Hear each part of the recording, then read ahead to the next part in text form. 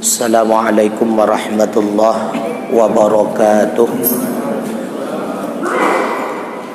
Alhamdulillah, wassalatu wassalamu ala rasulillah wa ala alihi wa sahbihi wa man tabi'ah, amma ba'd.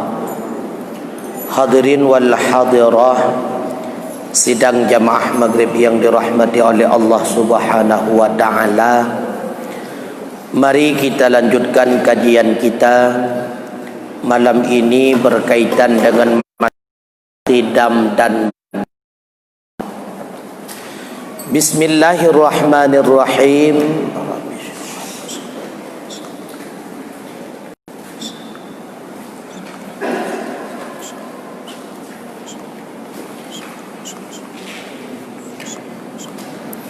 Shad wal qidamu wal baqa'u. Selanjutnya yang wajib bagi Allah adalah qidam dan baqa. Shin al qidamu fi haqqihi ta'ala ibaratun an nafyil adamis sabiqi lil wujudi. Bermula qidam pada haknya Allah Ta'ala itu ibarat daripada menafikan Adam yang mendahului ianya Adam bagi wujud. Maka selanjutnya yang wajib bagi Allah Ta'ala adalah qidam dan baqa. Arti secara logawi yang dimaksud dengan qidam sedia, yang dimaksud dengan baqa kekal.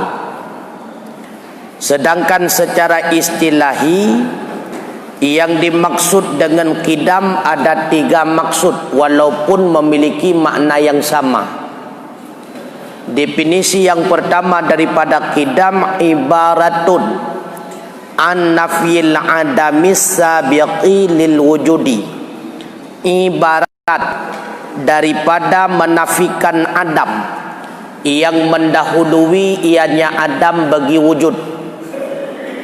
Ibarat kata lain untuk mengatakan yang bahwa Adam mendahului bagi wujudnya Allah itu tidak terjadi. Artinya sebagai pengganti untuk menjelaskan bahawa wujudnya Allah tidak pernah didahului oleh tiada, dipadakan dengan mengatakan kalimat yang singkat, itulah qidam.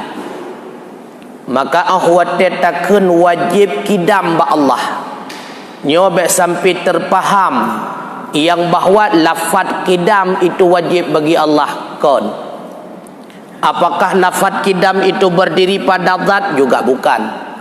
Tapi yang dimaksud dengan qidam menafikan Adam yang mendahului bagi ada, untuk ne pegahana putra yang hananyan na Allah pernah didahului lihana, untuk pegah ke hana memadatakan qidam.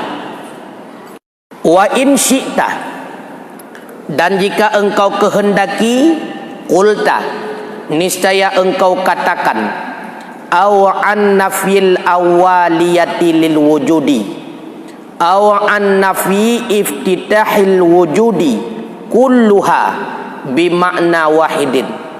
Dan jika engkau kehendaki, niscaya engkau kata, ataupun ibarat daripada menafikan awal bagi ada, atau ibarat daripada menafikan permulaan wujud.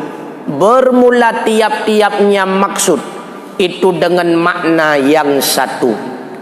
Ataupun bisa pula diartikan yang artinya qidam. Apa arti qidam? An nafil awaliyah, ada Allah tidak ada permulaan. Bermakna qidam na Allah hana permulaan, pajan na Allah hana mujan. Pakon hana mujan karena hana permulaan. Ataupun pula arti daripada kidam ternafi. Ternafi iftitah. Arti iftitah pembukaan ada. Pajan getna Allah. Pajan mulayina hana mejan. Menyena getanyo mejan. Pajan mulayina getanyo wate kagada hana. Pajan permulaan bak getanyo wagada hana wate kalahe kena udunya. Maka singkat kata yang dimaksud dengan ada Allah tidak pernah didahului oleh tiada. Wal baqa, dan yang ketiga baqa, ibaratun an nafil adamil lahiki lil wujud. Yang dimaksud dengan baqa ibarat daripada menafikan Adam yang berhubung ianya Adam bagi wujud. Untuk tanuk pegahana lehna ta pegah Allah na Allah hana musambungan hana. Kegelantau pegahna Allah hana musambungan hana, maka dipadakan dengan mengatakan Allah itu baqa. Ataupun maksud daripada baqa an nafi intihail wujudi, ternafi berakhir ada. Jadi untuk tanuk pegah na Allah tidak pernah berakhir. Artinya sabi-sabina. Pembahasan minggu yang lalu, wujud ada Allah, maka terjadi ikhtilaf ulama apakah ada itu sifat ataupun bukan. Maka menurut sebahagian ulama termasuk Imam Radhi mengelompokkan wujud itu kepada sifat secara hakikat. Bahkan beliau mengatakan wujud itu termasuk kepada sifat subuti. Yang dimaksud dengan sifat subuti, sifat yang berada di tengah-tengah antara ada dengan tiada. Kena 100% sehingga truk deh takalon hantruk tingkatnya. Kehana 100% sehingga hana sama sekali nyan pikon. Maka wujud adalah sifat yang letaknya di tengah-tengah antara ada dengan tiada. Karena sifat wujud itu dimasukkan dalam bahagian sifat ahwaliyah. Sedangkan menurut Imam Asy'ari, secara hakikat wujud itu bukan sifat, melainkan wujud itu adalah inzat. Ada Allah. Apa itu ada? Itulah diri zat Allah. Tapi menurut Imam Asy'ari, wujud itu bisa dikategorikan kepada sifat secara majaz yang dinamakan dengan majaz lafzi.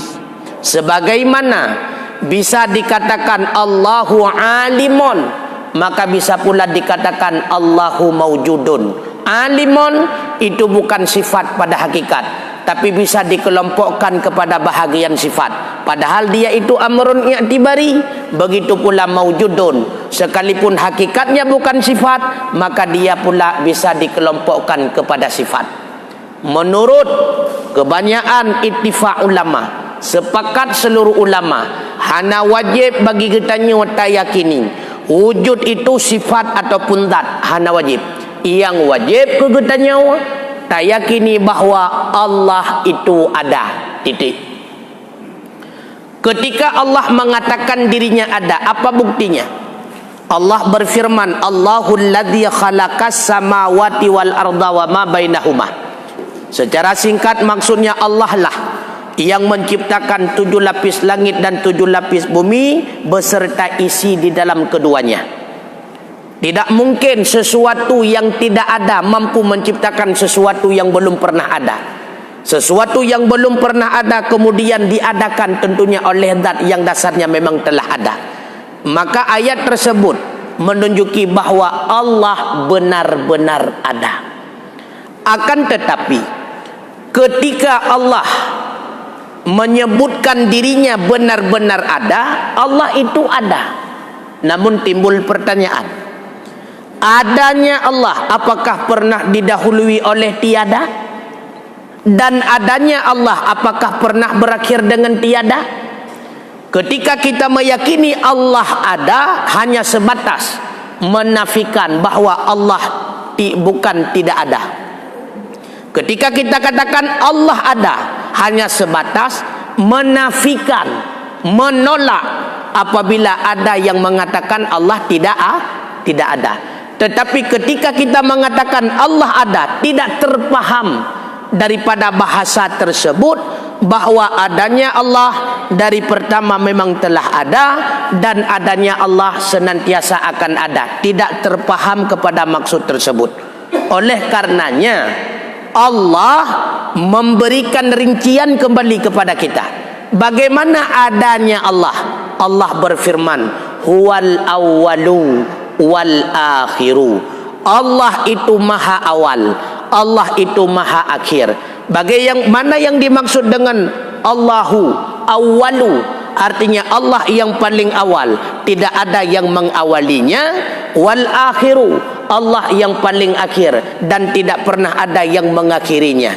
Terpaham daripada kata-kata al-awwalu, itulah yang dimaksud dengan kidam.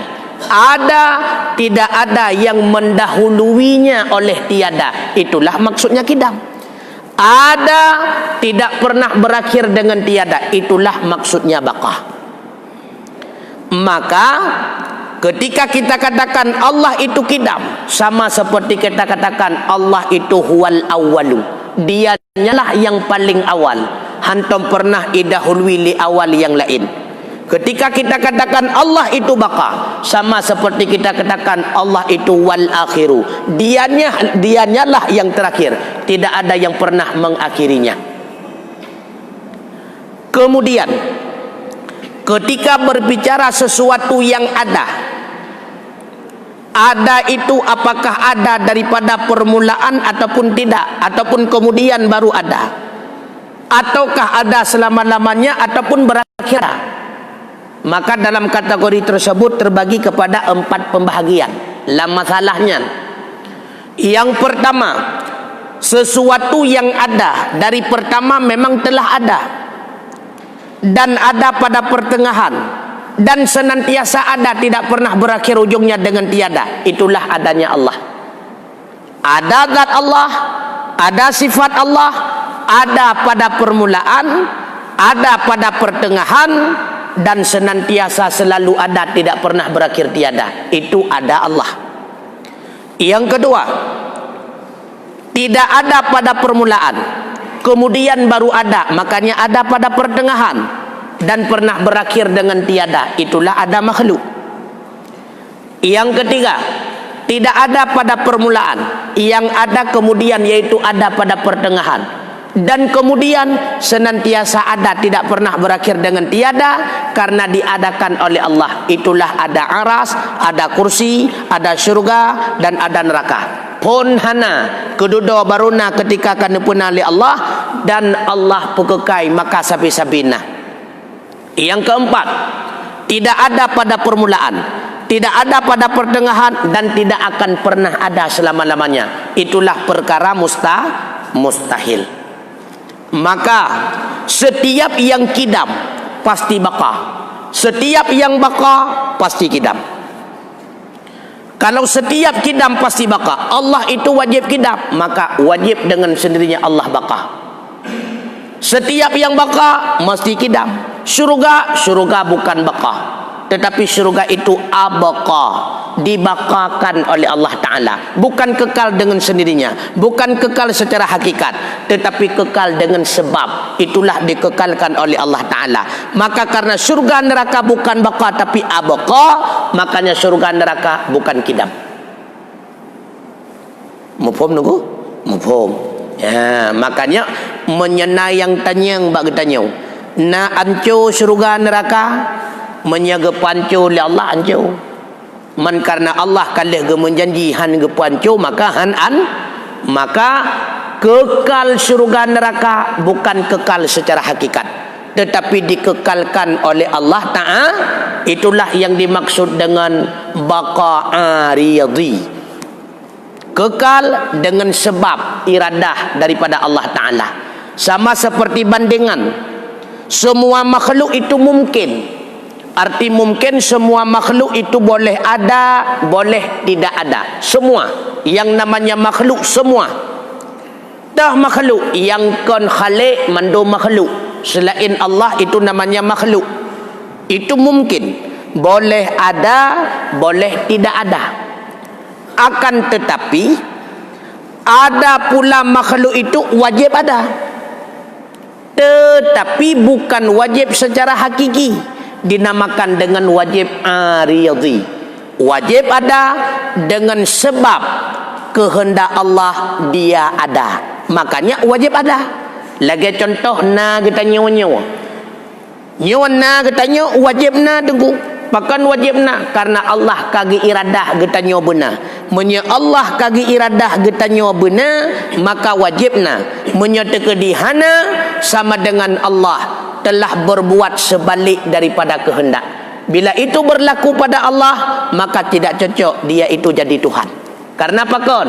Bak surah bahasa Aceh gekun, buat Allah teketi. Pemana teketi?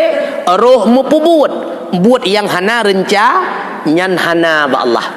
Yang na perkara lagi nyan tok bagi tanya makhluk. Rencana tanuk jauh cunda, karena lale pegah haba-haba tengah bahonda ujung buat katro kuah. Na rencana kuah hana ba Allah na menan hana.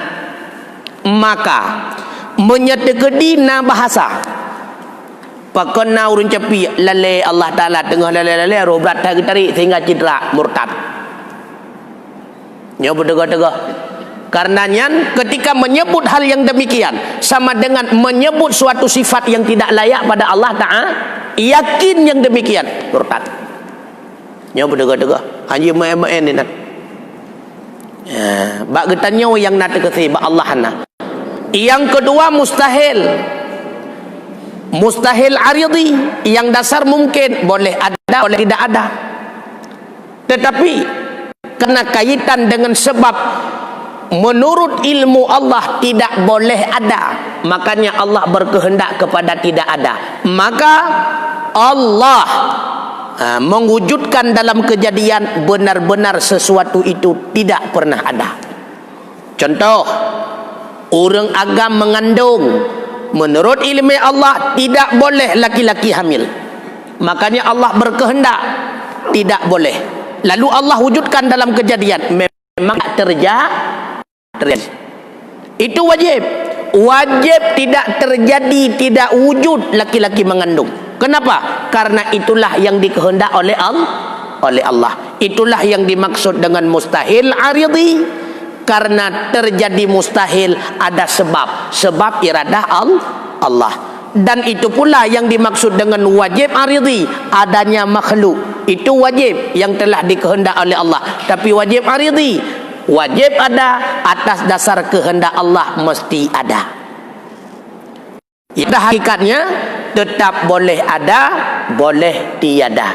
Kembali pada masalah Allah ada. Bagaimana adanya Allah? Allah ada, tidak pernah didahului oleh tiada, dan ada Allah tidak pernah berakhir dengan tiada. Kenapa ada Allah tidak boleh didahului oleh tiada? Karena kalau ada Allah didahului oleh tiada, berarti Allah pula hasil daripada diadakan oleh yang lain. Kalau Allah hasil ataupun ciptaan diadakan oleh yang lain, berarti yang lain yang menciptakan Allah juga hasil daripada ciptaan yang lain. Maka terjadilah dur atau tasalsul. Dur dan tasalsul itu mustahil. Kenapa Allah mesti baqa? Juga demikian. Kalau seandainya Allah itu tidak baqa, berarti Allah butuh kepada yang lain untuk mematikannya, untuk memusnahkannya. Tuhan yang memusnahkan Allah juga punah, butuh pula kepada yang memusnahkannya, sehingga terjadi dor atau tasalsul. Dor dan tasalsul mustahil. Kenapa Allah wajib kidam? Kenapa Allah wajib baka? Kalau tidak kidam dan baka akan melahirkan dor dan tasalsul. Dor dan tasalsul mustahil. Titik. Ada pertanyaan? Silakan.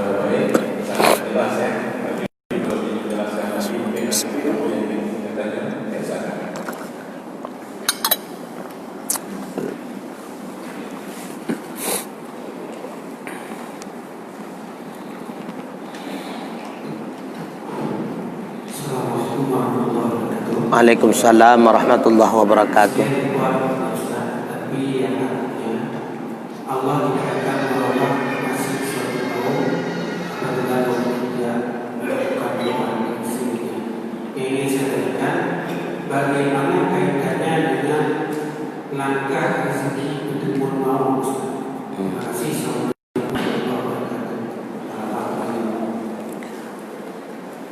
Ayat tersebut sebenarnya kaitan dengan masalah nikmat. Allah yang telah memberikan nikmat kepada seseorang, nikmat tersebut tidak akan Allah robah menjadi suatu laknat, kecuali si hamba itu menempatkan nikmat itu pada tempat maksiat. Maka kita kaitkan dengan masalah pertanyaan tadi. Langkah rezeki, pertemuan maut itamang dan bab qada dan qadar memang telah ditentukan oleh Allah Subhanahu wa taala. Untuk apa kita berusaha? Ini yang terjadi masalah. Kalau seandainya semua telah ditentukan oleh Allah, untuk apa kita berusaha? Kan menan pertanyaan? Nyan tujuan. Maka kita berusaha hakikatnya bukan untuk melahirkan apa yang kita inginkan dari usaha tersebut. Tujuan pokok kita berusaha untuk mendapatkan balasan pahala. Nyo saja tujuan pokok. Kepu tak usaha karena gayua usaha oleh Allah Ta'ala. Makanya ahwat tak usaha, ba usaha yang god supaya melahirkan balasan yang god pahala. Be'ruh tak usaha jalan yang bro sehingga melahirkan dausa. Kenapa saya katakan tujuan pokok daripada usaha hanya sebatas untuk mendapatkan pahala? Karena usaha kita tidak akan mampu melahirkan akibat ataupun hasil daripada usaha. Maka kedudukan usaha seorang manusia itu hanya sebatas sebab. Bukan usaha seorang manusia 100% yang melahirkan akibat. Tidak. Yang lahirkan akibat semata-mata perbuatan Allah Subhanahu wa taala. Itu yang pertama. Tujuan kita berusaha untuk mendapatkan pahala, bukan untuk menghasilkan apa tujuan daripada yang kita usahakan. Jawaban yang kedua, kenapa kita harus berusaha? Karena ada sebahagian pendapat ulama ahli sunnah wal jamaah, termasuk Imam Syafi'i, Allah tidak akan memberikan sesuatu kepada makhluk bila mana si makhluk itu tidak berusaha. Bukan Allah tidak mampu memberikan, tapi tidak mau memberikan. Beda tidak mau dengan tidak mampu. Contoh, rumah getanyo tengku tirih ruhung, maka Allah baru gepulahe keadaan hanle tirih rumah getanyo bila le getanyo tatim usaha. Cok palai, cok labang, cok theng, watu. Pudu labang bak theng pupah bak kaya peh ngan palai. Kaimat labang ka baru pujuk ba Allah. Ya Allah, nyawa bubong kalih lon tempe. Ke idang ngan haidang nyan buat drone ya Allah. Karena sekalipun labang kaimat bak kaya memang Allah kehendak nyan lekang, mungkin kan bubong tengah lekang rumah-rumah hancur pakon teruk angai badai. Artinya han memada bagi katanya taduk mentang ya Allah nyan rumah katirih nya hom bak drone ya Allah lunturah bak drone. Maka Allah tidak memberikan hasil bila kita tidak mengawali dengan usaha. Itu jawaban yang kedua. Maka kesimpulannya, Usaha seorang makhluk bukan semata-mata untuk melahirkan hasil daripada usahanya, tapi usaha seorang makhluk hanya sebatas menjadi bukti bahawa si makhluk ini telah melakukan sebuah kebaikan. Kebaikan yang dilakukan oleh makhluk menghasilkan imbalan. Bila itu baik, maka dapat pahala. Bila itu buruk, maka dapat dosa. Jadilah bukti di akhirat sebagai bahan pertimbangan Allah. Pukul keculok dalam syurga atau keculok dalam neraka. Maka yang wujudkan hasil daripada semua itu adalah perbuatan Allah. Oleh karenanya, le urang usaha hana merempok hasil, le urang usaha beda hasil, le urang hana usaha merempok hasil, le urang hana usaha hana hasil. Maka terbenar na tak usaha na hasil, yang lagi tak usaha, terbenar pula ada usaha mendapat hasil bukan sebagaimana kita usaha, ada pula tidak berusaha tetapi ada hasilnya, ada pula tidak berusaha pasti tidak ada hasilnya. Wallahu a'lam bishawab. Silakan Laila.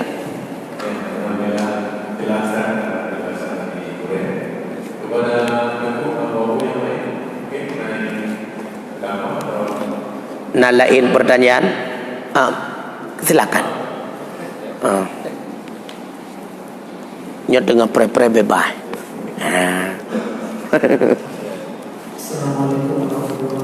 Waalaikumsalam warahmatullahi wabarakatuh.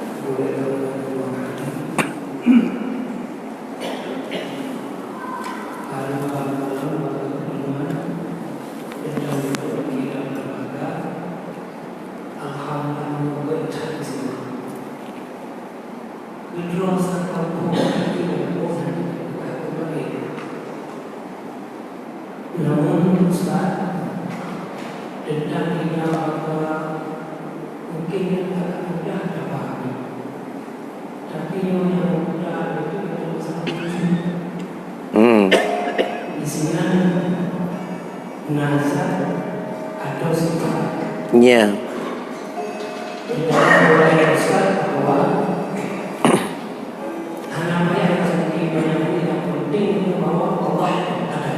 Ya. Dan di sana itu apabila Allah sudah ada, benar dia ada. Namun hati yang berada sifat sama benda dan sifat pada jalur itu mungkin jalurnya sensitif. Salah satu apabila dibaca menansi sifat air cair bisa dicapai. Tetapi pada mungkin zat Allahnya adalah mungkin hanya mengubahkan. Dia kalau Allah dari usaha apa Allah jikalau isi kadang-kadang itu dua bertemu dengan orang muslim di sini itu berada apinya. Biasanya kita yang mengenai ulama Islam Wadahnya yang mereka pada saatnya dari Allah Allah asli kedua Ustaz bisa akhirnya menunjukkan ahli dari muslim berdoa yang menjadi contoh kepada muslim bahwa dia yakin di bawah Allah ada dan kemudian ada bahwa kadang-kadang di dalam doa dia Allah dari satu dan kadang-kadang satu walaupun itu kita akan hidup. Jadi paling mudah kamu bagi awamnya pada disebut dengan zat Allah pun masih harus berbayar karena terima kasih. Assalamualaikum warahmatullahi wabarakatuh. Waalaikumsalam warahmatullahi wabarakatuh. Pertanyaan yang pertama, andai kata non-muslim bertanya, siapa Tuhan kamu? Allah. Lalu bertanya, kalau Allah Tuhan kamu, apa buktinya? Menan. Nyah dah jawab kali ke jawab ke draw kali Allah Ta'ala. Dah jawaban Allah yang ke ayat menolong baca. Allahul ladzi khalaqas samawati wal arda wa ma bainahuma. Itulah bukti adanya Allah. Apa bukti adanya Allah? Ada Anda sebagai orang yang bertanya. Itu bukti adanya Allah. Karena apabila Allah tidak ada, maka sama dengan tidak ada pencipta. Karena Allah sebagai pencipta daripada seluruh makhluk. Membuktikan Allah itu ada hasil ciptaannya. Sama seperti kita melihat sebuah kereta. Ketika kita melihat kereta ada hasil daripada usaha, pasti kereta ini ada si pembuatnya, ada si penciptanya. Tidak mungkin kereta itu wujud dengan sendirinya. Begitu pula tak kala kita melihat bumi, langit, laut dan sebagainya, ini pasti ada penciptanya. Sedangkan makhluk yang kita lihat, alangkah dahsyatnya. Langit hana tiang yang cukup panjang, laut yang cukup luas. Berarti yang menciptakan makhluk yang begitu dahsyat pasti maha yang lebih dahsyat. Han bukan, yaitu zat biasa-biasa saja. Pasti zat yang maha. Itu membuktikan adanya Allah. Ada hasil ciptaan, pasti ada pencipta. Pencipta itulah yang dinamakan dengan Allah. Kah menyelagannya tak jawab putra itu yang lap. Tiba itu yang lap. Maka ada makhluk menjadi bukti adanya pencipta makhluk. Pencipta makhluk itulah Khalik. Tidak mungkin pencipta makhluk itu makhluk. Karena kalau seandainya pencipta makhluk itu makhluk, si makhluk itu masih butuh kepada pencipta yang lain. Maka tidak akan pernah berakhirnya pencipta. Untuk mengakhiri siapa pencipta yang terakhir? Itulah Khalik. Khalik itu bukan bagian daripada makhluk. Khalik inilah yang dinamakan dengan Tuhan. Kenapa dinamakan dengan Tuhan? Karena dianya istighna, karena dianya iftiqar, makanya dia dinamakan Tuhan. Ilahun itu Tuhan. Kenapa sah dia itu dinamakan Tuhan? Karena dia itu istighna, maha kaya, tidak pernah butuh kepada yang lain. Dan dia itu iftiqar, semua yang lain selalu butuh kepadanya. Artinya sang penguasa. Kalau bukan demikian, tidak sah menjadi Tuhan. Maka sah menjadi Tuhan apabila kaya daripada semua dan semua senantiasa butuh kepadanya. Baru saja ke Tuhan. Menyementang butuh kepada yang lain, hantar je ke Tuhan. Iganya mentang perlu kebantuan gop, tiba-tiba lelaki bantu baganya, iganya mentang perlu ke gop. Maka baru sah je ke Tuhan. Itulah zat yang tidak butuh kepada yang lain, tapi yang lain senantiasa butuh kepadanya. Apa buktinya ada Tuhan? Itulah ada saya, ada Anda. Yang kurang awam. Menyaku orang awam, bukti na Allah na makhluk. Menyaku orang sufi, bukti na makhluk nyan ke Allah. Dah bukti na makhluk ada Allah, yang terbalik. Yang seperti ahli sufi, bukti ada makhluk, itulah ada Allah. Karena apabila Allah tidak ada, makhluk itu tidak ada. Itanya wakan, itanya yang lahir le. Dah bukti na manok, na manok lang rupo. Nyai itanya le. Kaya? Kan dah bukti naik manok luar hana itu yang. Kata apa? Yang kedua, boleh tanya ayo. Wa tatakun zat Allah tidak boleh membayangkan. Karena apabila masih ada bayangan dalam pikiran kita, berarti zat Allah raya itu makhluk. Zat Allah itu kecil itu makhluk. Zat Allah lebar itu makhluk. Maka semua yang tertaakul di dalam pikiran kita, arti tertaakul yang membolak-balik la mulai katanya, menawa-medih itu semua gambaran makhluk. Karena yang terbayang dalam pikiran kita, karena pikiran ini berupa makhluk, yang terbayang pasti makhluk. Allah bukan makhluk, maka Allah tidak ada gambaran. Menyementang berpikiran katanya Allah lagi nyawa kontang, Allah lagi ji kontang, lagi nyo pikon, lagi ji pikon, bahkan menyemantang terbayang mandungkon. Watia kakon barunya. Nyan kenyan kait dengan zat Allah, menyemantangnya nyan kon. Watia kakon barunya. Ya, maka menyetekedi megrak laulai katanya wa ipuweh le syaitan. Thang menawa puat thang menawa syaitan sendiri hantar pernah kalan Allah. Maka menyekenang pengut katanya ba syaitan kenang pengut ba zat ba iblis yang jih mentang pengut drawa ke drawa. Artinya gai hantar pernah kalan Tuhan. Ipegrak laulai katanya laganya Tuhan kan kenang pengut ba urang bangai katanya. Bak jen yang bangai kenang pengut.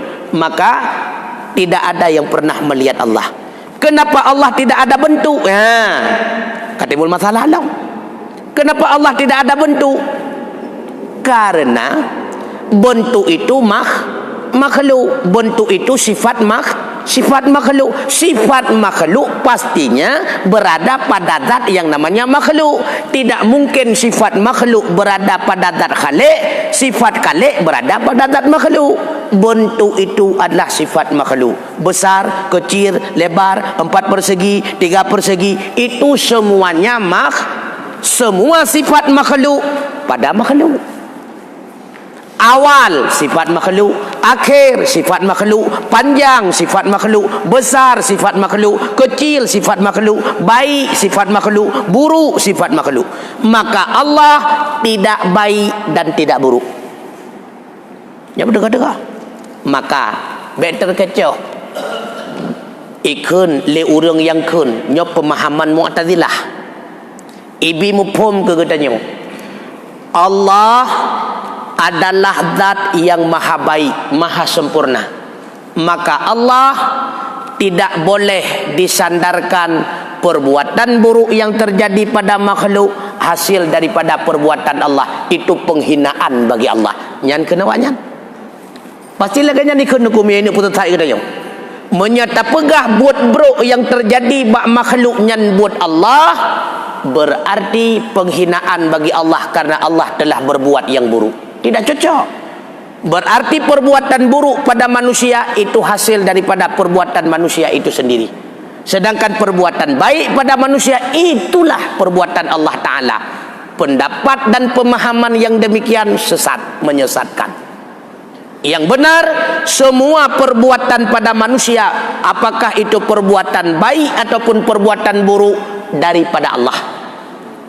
Berarti kata pegah Allah buat buruk, simak begot. Perbuatan Allah tidak ada baik, tidak ada buruk. Dihukum perbuatan itu baik ataupun buruk ketika perbuatan itu letaknya pada makhluk. Kenapa ketika perbuatan itu berada pada makhluk dihukum baik? Karena apabila si makhluk melakukan yang demikian, dia dapat imbalan. Kenapa dikategorikan buruk? Apabila dia melakukan yang demikian, dia pun mendapatkan imbalan berupa neraka. Maka dikategorikan baik karena baik balasan. Kenapa dihukum buruk? Karena buruk balasan. Maka baik dan buruk itu sifat makhluk, bukan sifat Allah.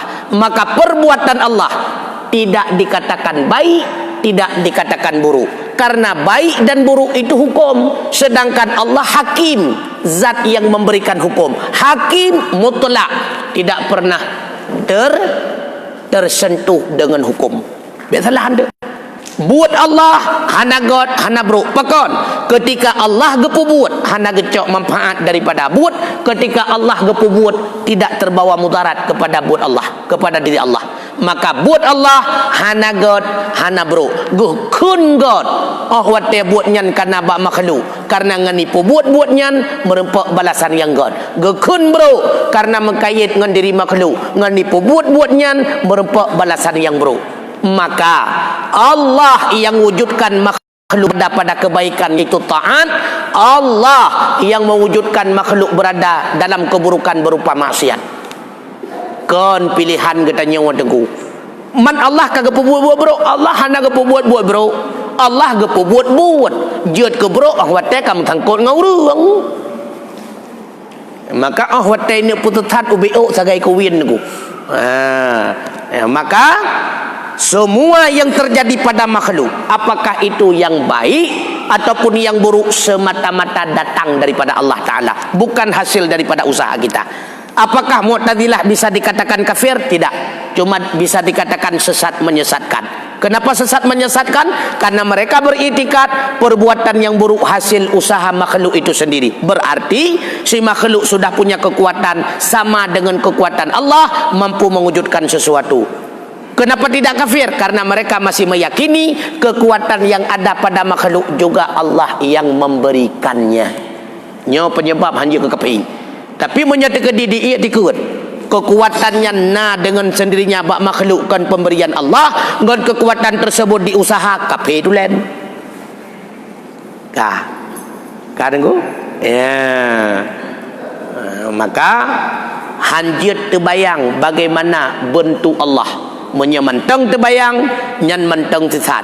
Hei tapi gada-gada, hei tenggada, cok laju nyan kaset SpongeBob, nonton SpongeBob.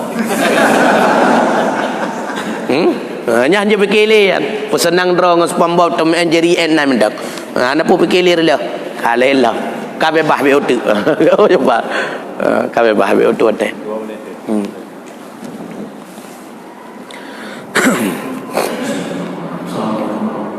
Waalaikumsalam warahmatullahi wabarakatuh.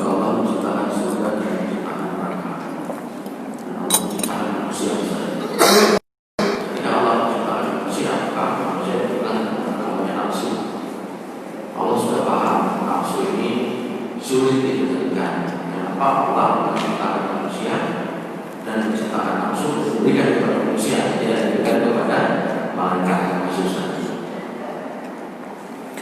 Kenapa Allah memberikan nafsu kepada manusia, tidak diberikan nafsu kepada malaikat? Di antara tujuan Allah ingin mentaklifkan si manusia, ingin memberatkan hukum hanya cuma kepada manusia. Tidak ada rencana Allah memberatkan hukum ataupun aturannya kepada malaikat. Karena apabila Allah memberatkan hukum kepada malaikat, maka tidak akan pernah berjalan lancar, karena malaikat tidak ada keinginan. Jadi yang dimaksud dengan nafsu tidak sebatas kepada jima bersetubuh, bukan. Yang dimaksud dengan nafsu ada keinginan.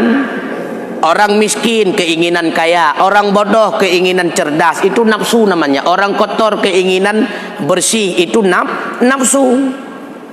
Man taklif hukum kepada malaikat yang hana gepu-depu oleh Allah, kakak hana gepu tepu kan yang sembahyang li hotan tabar hana gepu-depu oleh Allah, ataupun gepu-depu oleh Allah pun yang gepu-depu buat mendum kan, karena hana rencana untuk lawan. Kita kenapa ada rencana mau melawan daripada hukum-hukum Allah? Karena ada keinginan inilah yang membuat kita melawan hukum Allah. Allah memerintahkan kita membayar zakat, tapi keinginan kitanya perlu kepada sofa raya haji. Ujung pun hana bayar zakat. Karena nak keinginan ke sofa, karena ada keinginan kepada kayu jati dan sebagainya. Nyo alasan. Maka pakan ke kita nyogo hukum menyedra ke kapu buat lagi nyok merupak pahala, menyekapu buat lagi je merupak dosa. Pakan karena Allah kita buat lagi je pasti ipu buat karena bagi lebih nafsu. Menyalagi nyok bisa saja ipu buat menjadi kendalikan nafsu. Penyebab gebi nafsu kepada kita nyok wujud penyimpangan. Dengan wujudnya penyimpangan, maka lahirlah berarti kesalahan. Dengan adanya kesalahan, maka terbuktilah janjinya Allah. Yang salah diberikan dosa, yang dosa neraka. Yang kenyan tak kehalasan ni. Malaikat hana keinginan tepu bila kenyan. Gepu-depu sujud, kakak sujud tapi dan rukuk hana. Itanya tengah rukuk sujud, tengah sujud rukuk. Tengah sembahyang tengah kedai, tengah kedai tengah sembahyang. Karena ada keinginan yang maka karena Allah Maha tahu si manusia ini pasti melakukan penyimpangan, maka Allah tidak menutupi jalan untuk memohon maaf dari penyimpangan tersebut kepada dirinya Allah. Itulah yang dinamakan dengan taubat. Maka yang namanya manusia, fitrahnya manusia, fitrah manusia, maksud fitrah diri manusia yang sempurna. Siapa dia? Itulah orang yang senang berbuat kebaikan, ada pula keinginan berbuat kesalahan. inilah manusia. Apabila senantiasa dia dalam kebaikan, bukan manusia melainkan malaikat. Apabila dia senantiasa berlumuran dengan kesalahan, bukan pula manusia tapi binatang. Maka manusia berada di tengah-tengah antara malaikat dan binatang. Bila si manusia itu dikalahkan oleh akalnya, maka dia akan lebih rendah daripada binatang. Makanya Allah berfirman, balhum adal, bahkan dianya manusia itu lebih sesat.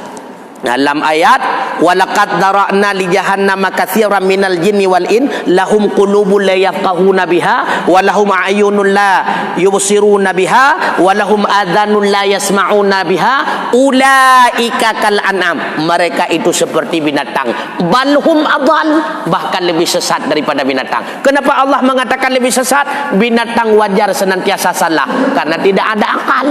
Tapi kalau kita manusia senantiasa salah, itu kurang ajar karena kita diberikan akal. Itu masalahnya. Dan tidak ada manusia yang senantiasa berada dalam kebaikan kecuali memang dijaga oleh Allah seperti para nabi dan rasul. Maka normal manusia tiga gogot, tiga gobro, tiga go rumeh, tiga go muru, tiga go pegah lemah lembut, tiga go cemarut. Ini kan normal manusia. Tapi ketika berada dalam salah, cobalah segera taubat, karena taubat itu adalah pintu untuk menghapus segala kesalahan. Allah gedepa manusia pasti dalam salah, makanya Allah gebuka jalan lain, itulah pintu taubat. Wallahu a'lam bissawab wa ilaihil marji wal ma'ab. Wassalamualaikum warahmatullahi wabarakatuh.